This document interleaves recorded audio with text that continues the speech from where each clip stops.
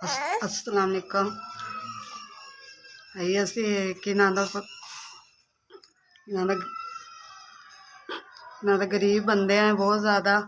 कि ना किराए का मकान है साडा।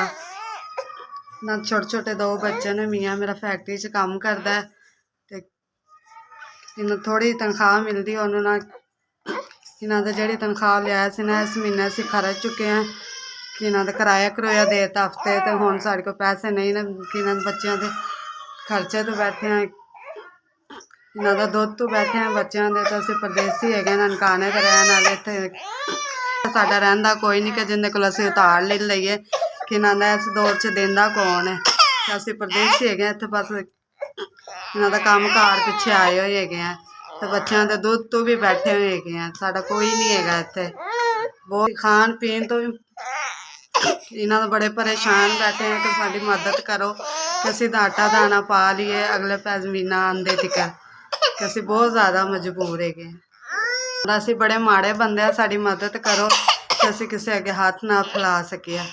कि अल्लाह मियाँ थाड़ा भला करेगा। इन्हों का इस दौर च कोई मंगिया भी नहीं देंदा। कोई भैन भरा नहीं देंदा। तो गैर को बंदा किसी को की मंगे।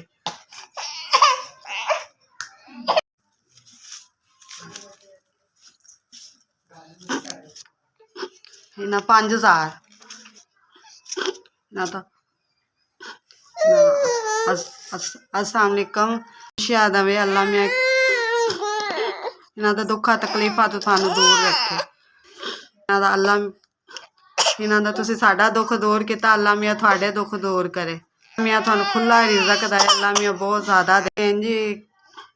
इन्हों का माड़ियां गरीबां की मदद करते रहो। अल्लाह मियाँ थानू देंदा रहे तुसी वंडदे रहो। इन्हों का तुसी साडे गरीबां की मदद की। थाडा बहुत ज़्यादा शुक्रिया। असी अपने घर राशन पवा लांगे। साडा महीना सुकून नाल गुजर जाएगा आराम नाल। बहुत ज़्यादा शुक्रिया थाडा।